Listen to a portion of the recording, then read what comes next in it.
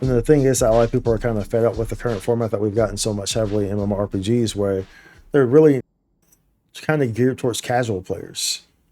You know, like, and a lot of these MMORPGs, they're heavily geared towards casual players. Whereas there's what people don't realize, and I think what Black Myth Wukong really maybe made some developers see Black Myth Wukong and the other. Well, there's another game that came before this, like this year, that wasn't expected to be so popular, but was it right? So I can remember what game it was. But I think that kind of shows devs also that, yo, dude, you gotta remember that gamers are really the ones who are like playing these games and spending money on these games.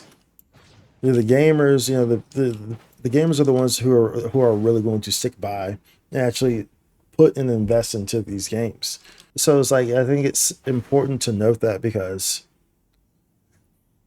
while I understand that you're trying to target a casual audience, ultimately the casual people generally aren't the ones who are going to pay the bills. Do you feel me? Generally speaking, the casuals aren't the ones who are going to sustain the game or sustain a franchise, you know.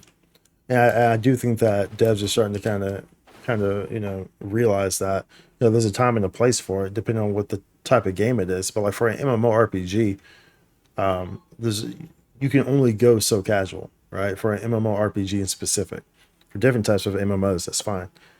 But MMORPGs, MMOAs, like you can only go so casual, right? And to the point where you're actually deterring away your intended user base that historically is going to be there and investing into that game, into that franchise, you know. So I guess if old school RuneScape can still have a following, is exactly. And old school RuneScape is, I think, is like the number one or two most populated MMORPG right now. Like, I'm not even kidding there. I want to say it's like RuneScape and FF14 are like the two most like populated MMORPGs currently. Old school RuneScape.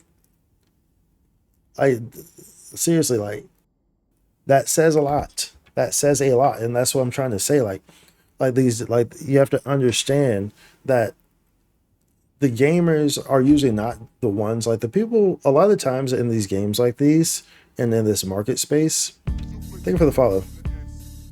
A lot of times in these games in this market space, and welcome in Cam Julian. You were the one that was in Redum, right? If you were alive when I mentioned it, yeah, you were the one that was in Redum, yeah. Thank you for the follow.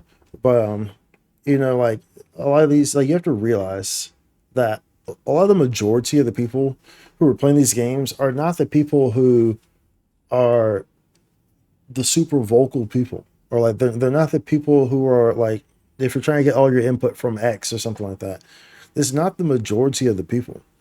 The majority of these people are normal people, like kind of with normal lives, the normal day job or whatever, and they just play the games. Most of them aren't really involved in like the politics and of the stuff, and it's like internet presence and like social media and stuff like that. But I think that too many companies get too caught up on only focusing on like the social media aspect, the internet aspect, and they kind of view like what they see there as like the whole user base or whatnot, right? Whereas, like I said, like Black Myth Wukong, I think is a prime example of that, because like there are people like trying to tear Black Myth Wukong down for forever on the internet. Like if you were following anything about Black Myth Wukong on social media up until its release, you had every reason to believe this game probably wasn't going to perform well. That game did the exact effing opposite, bro. Did the exact completely opposite. You know what I'm saying? It just goes to show. It just goes to show right there.